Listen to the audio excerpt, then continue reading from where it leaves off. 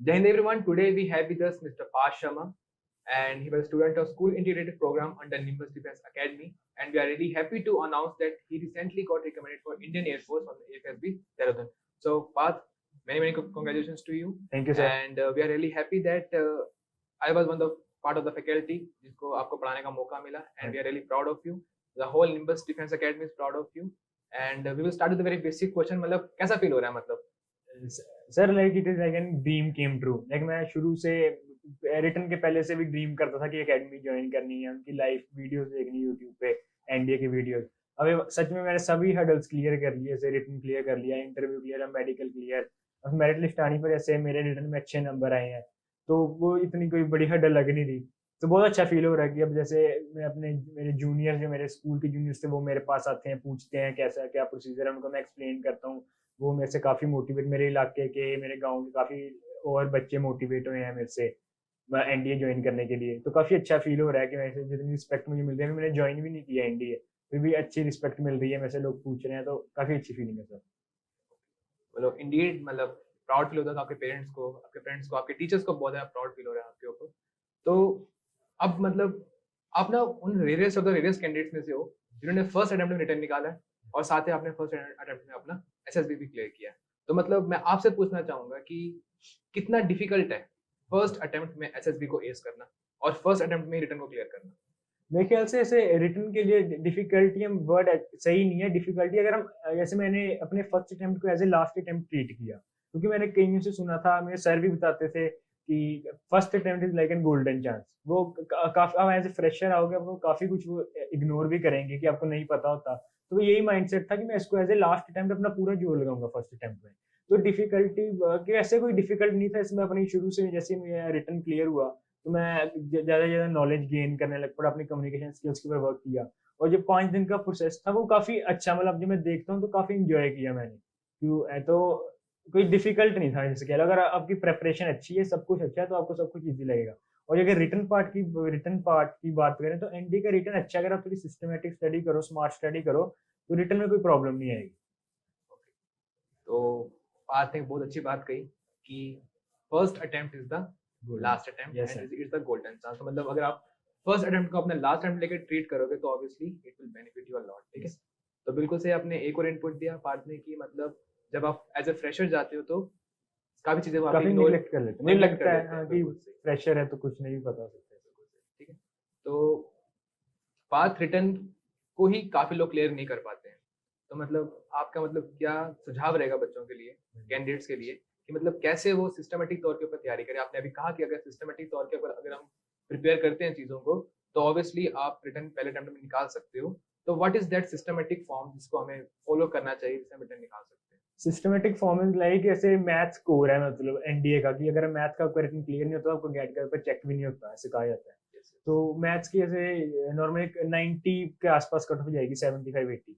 तो जो चैप्टर आपको डिफिकल्ट लगते हैं उनको पहले छोड़ो, जो आपके स्ट्रॉन्ग है उनसे देखो कितना स्कोर कर सकते हो।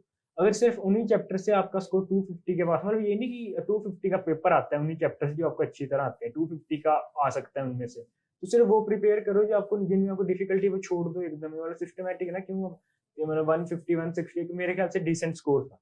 तो मेरी ये स्ट्रेटेजी थी कि मैं 150 60 टारगेट करूंगा। जैसे मुझे इंटीग्रेशन में अच्छा नहीं था तो मैंने ऐसे कई चैप्टर और भी छोड़े, जो मुझे चैप्टर अच्छे लगते थे मैंने उनमें काफी एस हासिल की। उनमें एक भी क्वेश्चन नहीं छोड़ा। जैसे पेपर में भी जो उन टॉपिक्स के रिलेटेड क्वेश्चन है वो सारे अच्छी तरह किए। तो ये था मैथ का पेपर। इस टाइप से काफी इजी रहेगा अगर आप सिस्टमेटिक बैलेंस की इन्हीं चैप्टर्स के ऊपर फोकस करोगे तो काफी इजी रहेगा। मतलब कि अगर हम जो इजी टॉपिक्स अगर उनको भी देखें तो सिग्निफिकेंट स्कोर मैथ्स का हाँ जी, इजी टॉपिक्स में से आ जाता है आराम से। तो अगर आपकी उनके ऊपर अच्छी पकड़ है तो बाकी चीजों को इग्नोर भी कर सकते हैं। इग्नोर कर सकते दैट्स हैं। Your thing. हाँ ओके, और स्कोर तो चलो फाइनल आया नहीं होगा आपका, बट नहीं है। कितना स्कोर बना होगा आपका मैथ्स मेरा में? 430 4 और 50 के बीच में आना तो चाहिए। टोटल आपका वो एनडीए का टोटल एनडी मैथ्स प्लस मतलब मैथ्स में कितना बन गया होगा आपका? मैथ्स में अब ऐसे याद नहीं, पर टोटल मतलब वही 430 450 मैंने काउंट किए थे। तो ओके, ओवरऑल मतलब ओवरऑल ओके, मतलब डिसेंट स्कोर यार। हाँ मतलब अगर हम बात करें इन चीजों की तो what it is a decent score, and इसीलिए आप कॉन्फिडेंट भी हो कि आप मेरिट क्लियर कर हाँ जाओगे। मैथ क्लियर कर है ना? अगर मार्क्स अच्छे हुए फिर कोई डर नहीं रहता मेरिट के बाहर हाँ होने जी। का।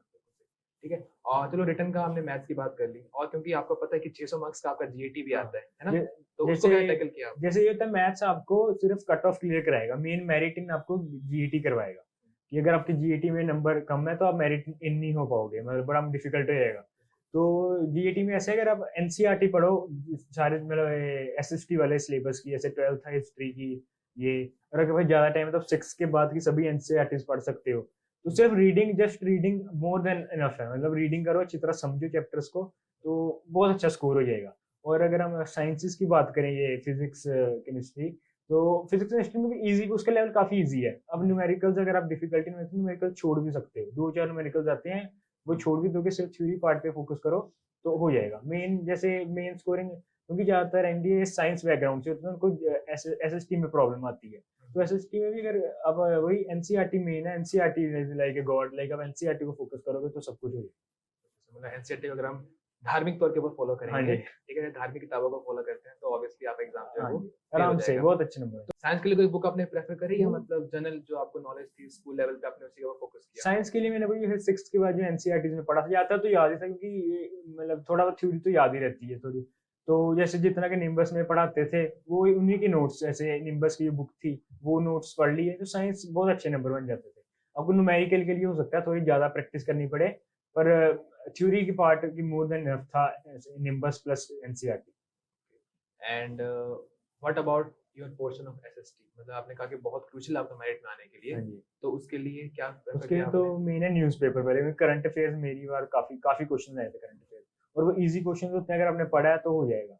बाकी एसएसटी भी ऐसी है, अगर आपने पढ़ा तो कोई ज्यादा नहीं है, जियोग्राफी वगैरह है तो मतलब समझना थोड़ा तो शुरू में मुश्किल लगती है, पर एक बार हिस्ट्री वगैरह जियोग्राफी वगैरह थोड़ा अच्छी तरह मतलब फ्री फ्रैंक होकर बैठ के पढ़ने लगो तो समझ आने लग पड़ती है। मतलब रीडिंग है तो एसएसटी इसलिए मैं इजी मानता हूँ कि अगर कोई आपको प्रैक्टिस की जरूरत नहीं है, बस क्वेश्चन अटेम्प्ट करो, पर पहले एज ए स्टोरी वाइज उसको स्टोरी बुक की तरह पढ़ोगे, तो बाद में क्वेश्चन देखोगे तो ठीक रहेगा। अगर सीधे क्वेश्चन देखने लग पड़ोगे कि प्रीवियस ईयर भी ना पढ़े तो फिर नहीं समझ आती। ज्यादातर कैंडिडेट यही गलती करते हैं कि वो सीधी प्रीवियस ईयर पकड़ लेंगे, क्वेश्चन पढ़ने लग पड़ेंगे, तो लास्ट उनको मोमेंट की प्रिपरेशन ना में। तो उनको कुछ समझ ही नहीं लगेगा कि क्वेश्चन है, कोई कोई भी हिस्ट्री का क्वेश्चन है तो वो रिलेट थोड़ी कर पाएंगे स्टोरी। यही आपने एज ए स्टोरी बुक की तरह स्टोरी पढ़ी होगी, फिर कोई भी क्वेश्चन आ जाए तो आपको अब रिलेट कर लोगे ना, you will join the dots, like ये हुआ ये हुआ ये हुआ, तो वो याद रखना भी इजी होगा स्टोरी वाइज। मतलब पढ़ना तो पड़ेगा एक बार, पढ़ना तो पड़ेगा, है ना, क्वेश्चन से काम नहीं चलेगा। क्वेश्चन सिर्फ क्वेश्चन से काम नहीं चलेगा। तो मतलब वही है कि तैयारी तो करनी पड़ेगी ढंग से एक बार बैठ के, हाँ ठीक जी, है, और बात ये है कि एक ही बार बैठना पड़ेगा, हाँ एक बार बार बार बैठने की जरूरत नहीं है, एक बार बैठना पड़ेगा, और बाकी practice is the practice is the key sir, practice के बिना कुछ नहीं होगा। ऐसे मैथ्स ही है, अब मैथ्स के जितनी प्रैक्टिस होगी उतनी कम है। अब मैथ्स अगर जिस दिन आपने प्रैक्टिस छोड़ी तो पीछे वाला सब भूलने लग पड़ेगा आपको। ये मैं तो ये सजेस्ट करूंगा कि अगर आप पास आपको ऑप्शन मिले कि आगे वाला पढ़ना है पीछे वाला, तो आपके अगर डिसेंट अपने चैप्टर अच्छे चैप्टर पढ़नी है और थोड़ा टाइम रह गया है पेपर, तो आप जितना आपने पढ़ा उसी को रिवाइज करो, मतलब और नया पढ़ने की जरूरत नहीं। अगर आपने अच्छे चैप्टर, अच्छे अमाउंट ऑफ चैप्टर्स आपने प्रिपेयर करनी है तो लास्ट मोमेंट में ये और चैप्टर्स मत करो, जितना आपने किया उसको पक्का करो कि इसमें से तो नहीं नंबर जाएगा, तो सही है। और इंग्लिश के लिए मतलब क्या रही आपकी स्ट्रेटेजी? इंग्लिश के लिए तो ये था कि अब अगर एक अच्छे रीडर हो, जैसे बुक रीडर हो या न्यूज़पेपर रीडर हो, तो एरर्स वगैरह तो पता लग जाते हैं, मतलब अंदर से गट फीलिंग आ जाती है कि ये एरर है, कि मतलब थोड़ी प्रैक्टिस करनी चाहिए, ऐसे थोड़ी ऐसे मतलब प्रैक्टिस बेसिक रूल्स अगर पता हाँ है तो बेसिक रूल पता बाकी है, जैसे प्रैक्टिस शीट्स हाँ। मिलती थी हमें यहाँ पे, तो उससे कुछ कुछ रूल्स तो उससे पता लगते थे कि ये एक दो बार गलती होती थी फिर सही, और कोई basic basic basic errors newspaper से पता लग जाते थे, एडवांस लेवल की शीट से पता लगते प्रैक्टिस शीट से। तो वो था, और वर्ड मीनिंग वगैरह न्यूज़पेपर से थोड़ा एडवांस है, द हिंदू वगैरह पढ़े तो उसमें वर्ड काफी डिफिकल्ट है, तो आप अगर ठीक टाइप से प्रिपेयर करोगे तो वर्ड आपके, अब जैसे साइनोनिम एंटोनिम 60 to 70% कर लोगे आप न्यूज़पेपर, जस्ट न्यूज़पेपर से। मतलब अगर हम बात करें एनडीए के सिलेबस की भी, तो उसमें लिखा होता है कि आपको ज़्यादा बेटर इंग्लिश नहीं चाहिए, आपको चाहिए workman like use of words. तो वो तो जो आपके आम जिंदगी में वर्ड इस्तेमाल हो रहे हैं वो तो आप पेपर से सीखोगे, है हाँ ना, जी, और आपकी रीडिंग हैबिट है, पेपर हैं आपके, तो ऑब्वियसली भी ठीक है। मतलब आई रिमेंबर, मतलब आप पढ़ा करते थे पेपर वगैरह, हाँ जी, आपकी बुक्स की रीडिंग की हैबिट भी अच्छी थी, तो मतलब obviously that would have help you. हाँ जी। तो अगर आपको मतलब लेवल सेट करना हो कि मतलब सबसे ज्यादा स्कोरिंग पार्ट कौन सा है आपके पूरे एनडीए पेपर में? सबसे स्कोरिंग पार्ट मैथ्स में तो ट्रिग्नोमेट्री, जैसे अगर हम मैथ्स की बात करें तो चैप्टर वाइज तो ट्रिग्नोमेट्री मस्ट है। अगर आप उसमें वीक हो तो मैं सिर्फ वो अकेले ऐसा चैप्टर सजेस्ट करूंगा, अगर आप वीक हो तो उसमें मेहनत करो, बाकी आप किसी भी चैप्टर में वीक हो तो आप छोड़ दो, मतलब वो स्पेसिफिक चैप्टर छोड़ दो। पर अगर ट्रिग्नोमेट्री में वीक हो तो उसको प्रेपरेशन करो, मतलब उसमें जोर लगाओ, उसके अकेले चैप्टर से 18 to 19 क्वेश्चन आएंगे। और बाकी गेट में तो इंग्लिश है, मतलब 200 आप कह लो, 200 में से 100 तो फ्री के मार्क्स हैं, और आप जितने मर्जी खींच लो, मतलब 150 प्लस की आप आराम से खींच सकते हो। तो इंग्लिश पार्ट इज मतलब most scoring part. That was really correct and accurate analysis of NDA paper from your side. And शायद इसीलिए आप पहली बार भी क्लियर कर पाए, तो पेपर को समझना बहुत जरूरी है। हाँ मतलब अगर आप अभी तैयारी करना चाहते हो फ्रॉम स्क्रैच से, शुरू पहले तो आप ट्रेंड ही चेक करो किस चैप्टर से कितने क्वेश्चन आए हैं, आपने किस चैप्टर से कितनी प्रिपरेशन करनी है। पर अगर आपके पास टाइम है तो सारा पढ़ने में, ये नहीं कह रहा कि आप मत पढ़ो, मतलब अगर आप टाइम है तो सारा पढ़ो, वो तो हमेशा बेस्ट है, सारा पढ़ना तो बेस्ट है।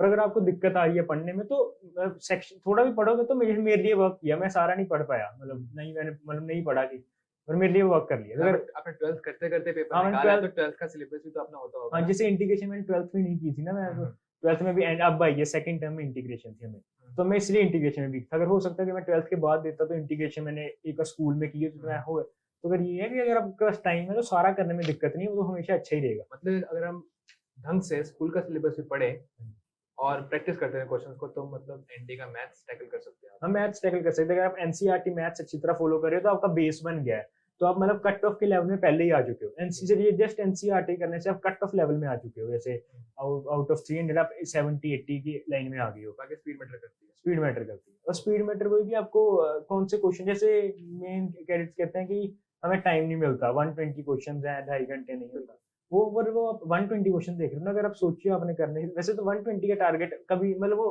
प्रैक्टिकल टारगेट नहीं है कि 120 करने हैं, practical target 70-80 question practical target है, तो उसके हिसाब से enough, more than enough time है। अगर आपने 70-80 क्वेश्चन अटेम्प्ट करने तो बहुत ज्यादा टाइम है आपके पास। बहुत बढ़िया। चलो रिटर्न का हमने डिस्कस कर लिया, अब एसएसबी के लिए कैसे प्रिपेयर किया आपने, मतलब अपने पार्ट पे आपने क्या किया? चलो गाइडेंस की अलग बात है, many people would have guided you for SSB, अपने पार्ट पे मतलब आपकी क्या क्लैरिटी थी एसएसबी को लेके और आपने कैसे उसका अप्रोच किया? जैसे हम न्यूज़पेपर की बात करें, न्यूज़पेपर आपको रिटर्न से लेके एसएसबी तक साथ में बहुत हेल्प करेगा, एंड तक हेल्प करेगा। तो मेन बात होती है नॉलेज, क्योंकि अब जितनी मर्जी आपके अच्छे स्पीकिंग स्किल्स हैं, विदाउट नॉलेज आप कुछ नहीं बोल पाओगे। तो नॉलेज को मैं कहूँगा, नॉलेज लैंग्वेज का पहले प्रायोरिटी दो, कि ये आपको साथ रिटर्न के साथ साथ ये चीजें करो, और रिटर्न के साथ साथ आप नॉलेज भी बनाते रहो और अपनी कम्युनिकेशन स्किल भी बनाते रहो, और फिजिकल फिटनेस भी बहुत जरूरी है, क्योंकि फिजिकल फिटनेस 1-2 महीने में कुछ नहीं कर पाओगे आप। जैसे एसएसबी में बहुत जीटीओ एसएसए जो हमारे ग्राउंड टेस्टिंग ऑफिसर होते हैं, वो बहुत ज्यादा सिग्निफिकेंस प्ले करते हैं कि उसमें आपकी 9 टास्क होते हैं, 9 टास्क होते हैं, तो वो लीडरशिप क्वालिटीज आपकी, ऐसे टीम वर्क तो सब उसमें आएगा, इंडिविजुअल ऑब्स्टिकल उसमें आएगा, तो फिजिकल फिटनेस बहुत ज्यादा रोल प्ले करता है। बिल्कुल बिल्कुल, मतलब बिल्कुल से आपने कहा कि अगर मैं पार्ट को समराइज करके देखूं तो पार्ट कहने की 3 चीजें सबसे ज्यादा जरूरी है आपके एसएसबी के लिए, जो आप अपने पार्ट पे कर भी सकते हो। First is language, then your knowledge and then your physical fitness. ठीक है, तो मतलब ये 3 चीजें कॉन्फिडेंस देती है, और कॉन्फिडेंस चाहिए एसएसबी क्लियर करने। नॉलेज आप बिना नॉलेज के आपको कॉन्फिडेंस नहीं होगा, और कॉन्फिडेंस के बिना एसएसबी नहीं क्लियर कर सकते। बट इसके अलावा मतलब हमने एक पार्ट के ऊपर डिस्कस नहीं किया, हुआ है साइकोलॉजी। आपको पता है कि साइकोलॉजी के आपके 4 टेस्ट होते हैं वहाँ पे, और वो भी बहुत ज्यादा जरूरी होते हैं। तो मतलब आपकी क्या ओपिनियन है, मतलब आप एसएसबी में जब गए तो आपके क्या ओपिनियन थी साइकोलॉजी के टेस्ट को लेके? मेरा ओपिनियन था कि मैंने ज्यादा प्रैक्टिस नहीं की, क्योंकि अब शॉर्ट टर्म में अपनी साइकोलॉजी नहीं चेंज कर सकते, तो मैंने जो साइकोलॉजी की पार्ट की तरफ जो मेहनत की, वो मैंने मेहनत उससे की कि मैंने अपनी हैंड राइटिंग थोड़ी सुधार ली, कि थोड़ा मतलब देखने में अच्छा, थोड़ी स्पीड बढ़ाई अपनी लिखने की स्पीड बढ़ाई, अपनी हैंड राइटिंग सुधारी। और अगर आपने साइकोलॉजी चेंज नहीं कर सकते, वो लॉन्ग टर्म प्रोसेस है, अगर आप शुरू से थोड़ा करो, तो यही था साइकोलॉजी में ज्यादा, बस अपनी हैंड राइटिंग और इसी पे फोकस किया। मतलब आदतें थोड़े समय में नहीं बदलती हैं, आदतें नहीं बदलती, जैसे कि आदतें सुधारो, वो चीजें आपकी पर्सनैलिटी में रिफ्लेक्ट हो जाएंगी। बाद में बस लिखने की कोशिश करो, समय में लिख पाओ और सही ढंग से लिख पाओ, ताकि असेसर उसको देख पाए। तो दैट वाज अ स्ट्रेटजी, मतलब टू बी ऑनेस्ट, मतलब यही मेरे ख्याल से भी एक करेक्ट स्ट्रेटजी है कि मतलब आदतें सुधार लो, फिर आपको फेक नहीं करना पड़ेगा। अगर फेक करोगे तो कहीं ना कहीं पकड़े जाओगे। हाँ, फेक का कोई मतलब स्कोप ही नहीं है, मतलब फेक करोगे तो चांस ही नहीं कि आप will get through the SSB. That's true. Okay. And आपको क्या लगता है, मतलब गाइडेंस कितनी जरूरी होती है एसएसबी के इंटरव्यू में? क्या मतलब आपको लगता है कि बिना गाइडेंस के आप कर पाते क्लियर एसएसबी को?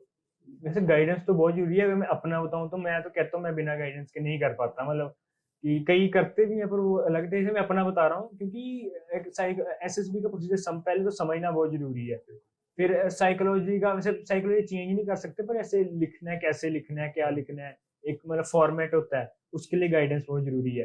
फिर जीटीओ टास्क से थोड़ी प्रैक्टिस है, नोट्स की मुझे प्रैक्टिस करवाई सर ने, फिर नोट्स बहुत जरूरी है, इन चीजों के टाइम बचाती हैं। तो इंटरव्यू क्वेश्चन थोड़ा कैसे चिल्ड्रन अपनी कहते कम्युनिकेशन स्किल्स इंप्रूव करी, वो मुझे नर्व्स कैसे कंट्रोल करनी है, नर्व्स कैसे कंट्रोल करनी है, तो इसके लिए गाइडेंस बहुत जरूरी है। फिर गवर्निंग ड्यूटी क्या पढ़ना, नॉलेज तो बहुत ज्यादा नॉलेज है, आप कितनी कर लोगे, पर स्पेसिफिक नॉलेज पता होनी चाहिए ना, किस फील्ड में नॉलेज चाहिए आपको, तो ये गाइडेंस ही पता लगेगी आपने क्या पढ़ना है क्या नहीं पढ़ना। और गाइडेंस बहुत जरूरी है। तो आपके लिए वो एक्सपर्ट गाइड कौन थे जिन्होंने आपको गाइड किया था? मेरे लिए से वो colonel Arvind sir, wing commander Sharma sir, उन्होंने काफी हेल्प की है, उन्होंने प्रोसीजर समझाया क्या करना है क्या नहीं करना, यही चीजें होती हैं एसएससी में, क्या नहीं करना है क्या करना है, क्योंकि आज मैं 12th अपेयरिंग था, तो मुझे ज्यादा कुछ पता ही नहीं था कि, तो इसलिए गाइडेंस तो बहुत जरूरी थी। मतलब एसएससी में गाइडेंस का एक बहुत इंपॉर्टेंट रोल है, और किसी एक्सपर्ट से गाइडेंस सीखेगा तभी फायदा है ना? मतलब किसी ने मिसगाइड भी किया आपको, आसपास के लोगों ने जो मिसगाइड तो बहुत, मतलब को काफी मिथ्स हैं एसएसबी के लिए ना, काफी हाँ। मिथ्स हैं कि आपने ये नहीं करना ये नहीं करना, पर ऐसे जैसे एक बहुत फेमस मिथ है कि इंटरव्यू के दौरान लास्ट में इंटरव्यू सर आपसे पूछे कि do you have any question, तो आपको नो कह के चुपचाप आ जाना है, तो मैंने तो क्वेश्चन पूछा था फिर भी रिकमेंड हो गया, ऐसे मिथ्स हैं। तो ये तो चलो स्मॉल मिथ था, अगर मैं नहीं पूछता कोई वैसा, उन्हें क्या बता, कोई मुझे फर्क नहीं पड़ता था, पर कई ऐसे मिथ हैं कि जिनके कारण आपकी सिलेक्शन रुक सकती है, मतलब मुझे याद नहीं आ रहा, कभी मिथ्स होते हैं ऐसे, तो ऐसे मिथ से दूर रहना चाहिए जो आपको, जो आपका, हाँ तब आपका माइंड और वो सोल कह रही है जिससे ही वो करो, ओरिजिनल रहो तो हो जाएगा। मतलब ये है कि सीखना आसान है, भूलना बड़ा मुश्किल है, तो सही समय पे सही आदमी से सीख लो तो फायदा होता है उस चीज का, है ना? और लास्ट में क्वेश्चन, मतलब ऑब्वियसली आपकी फैमिली बहुत ज्यादा सपोर्टिव रही होगी, तो क्या लगता है आपको कि मतलब आपकी फैमिली का क्या रोल रहा है आपके सिलेक्शन में? मैं अपनी फैमिली की तरफ से ना हमेशा मतलब चिल था कि ऐसे कि मेरी सिलेक्शन नहीं हुई, ऐसी कोई टेंशन नहीं थी, अगर मैं नहीं हुआ तो मुझे घर वाले ऐसे कहेंगे ऐसे, तो ये चीज ना छोटी चीज बहुत हेल्प करती है, जैसे मैं उस टाइम में कोई टेंशन नहीं थी, मैं एसएसबी देने भी जा रहा हूँ, रिटर्न देने जा रहा हूँ, तो मुझे कोई प्रेशर नहीं है फैमिली की साइड से कि क्लियर करना ही करना है, ऐसे होता है ना प्रेशर काफी होता है कि क्लियर करना ही करना है ऐसे, तो उस समय चिल था कि ऐसे मेरे घर वाले बोल रहे थे कुछ नहीं होता, इस बार नहीं अगली बार, वैसे असली में था कि मैं as a last time treat कर रहा हूँ मैं, पर फिर भी थोड़ा सा इस साइड से घर वाले ये चीज कह देते हैं ना कि तुम्हारी इधर से फ्री है, वो मुझे ट्रस्ट कर रहे हैं, मुझे मतलब जब मैं पढ़ रहा था, जब मैं अपनी प्रिपरेशन के दौरान भी मेरे से कोई पूछा तू कितना पढ़ता है, मेरे पे फुल ट्रस्ट करते थे कि तू पढ़ रहा होगा, अच्छे सही कर रहा होगा, तो ये जैसे मैंने जो प्रेफरेंसेस भरी उन्होंने मेरे से पूछा भी नहीं क्या प्रेफरेंस एयरफोर्स, मतलब फुल ट्रस्ट था, उन्होंने पूरा मुझे दिया हुआ था, जो करना कर ले, तो ये छोटी चीज से मैं काफी फ्री था उस छोटी चीज नहीं, बहुत बड़ी चीज है ये, नहीं मतलब सुनने में अच्छी की बिल्कुल, हाँ मतलब सुनने में छोटी सी की पेरेंट्स बहुत मैटर करता है। हाँ जी, तो वही एसएसबी के दौरान में बिल्कुल चिल था कि नहीं भी हुआ तो चलो एक, हाँ क्योंकि डेस्परेट सा नहीं दिखना चाहिए ना एसएसबी में, कि मैंने काफी सुना था कि तो घर वालों की तरफ से चिल था कि तू क्यों टेंशन ले रहा है ऐसे वैसे, तो फैमिली सपोर्ट तो बहुत अच्छी है, फैमिली का रोल होगा, फ्रेंड्स का रोल होगा, हाँ जी, बाकी बहुत लोगों का रोल होगा आपकी लाइफ में। मतलब अभी हो सकता है कि काफी लोग अभी सोच रहे हो कि तैयारी शुरू करते हैं, तो अगर वो तैयारी शुरू कर रहे हैं तो मतलब आपका उनके लिए क्या मैसेज रहेगा कि मतलब क्या सोच के तैयारी करो? मतलब स्ट्रेटेजी तो चलो उनको पता लग जाएगी, ठीक है, बट कोई 11th में है स्टूडेंट, सोच रहा है कि मैं एनडीए को टारगेट करूंगा, या कोई 12th का बिगिनिंग में सोच रहा है मैं एनडीए को टारगेट करूंगा, तो मतलब आप रहे हो उस पोजीशन में और रिसेंटली रहे हो, तो मतलब आपका क्या माइंडसेट था जिस माइंडसेट ने आपको हेल्प किया? अगर आप सच्ची में फोर्सेस ज्वाइन करना चाहते हो और आपकी इस वक्त आप जैसे मर्जी हो स्टडीज में, जैसे मैं एवरेज स्टूडेंट था, तो अगर आप सच्ची चाहते हो तो आपसे ऑटोमेटिकली मेहनत होती है, जिस फील्ड में जाना चाहते हो, जैसे मैं एनडीए में जाना चाहता था तो ऑटोमेटिकली पढ़ा जाता था मेरे से, अगर हो सकता है कोई इंजीनियरिंग या मेडिकल फील्ड तो मेरे से ना पढ़ा जाता, क्योंकि मुझे मोटिवेशन नहीं दिखती थी, तो आप अगर आप सच्ची में जाना चाहते हो तो हो जाओगे आप, एक बार बस मतलब अपनी दिल की सुनो और आ जाओ इस फील्ड में, पढ़ना शुरू कर दो तो आपसे पढ़ा जाएगा, अगर एवरेज स्टूडेंट भी हो आप तो ईजी है, मतलब फिर आपके लिए डिफिकल्ट नहीं वो चीज रहेगी, मतलब एक माइंड बना लो, माइंड बना लो, मेहनत अपने आप हो जाएगी, मेहनत अपना, practice is the key, like practice करते रहो, मेहनत करते रहो, हार्ड वर्क करते रहो तो हो जाएगा, मतलब फिर कोई रोक नहीं सकता आपको। आज सच में बहुत अच्छा लगा आपसे बात करके, ठीक है, और आई एम श्योर कि जो भी आपने इंसाइट्स दी हैं एसएसबी इंटरव्यू के बारे में, रिटन एग्जाम के बारे में, ये बहुत सारे कैंडिडेट्स को मोटिवेट भी करेंगे, उनको गाइड भी करेंगे, ठीक है। Thank you so much Parth, and we are really proud of you. Thank you sir.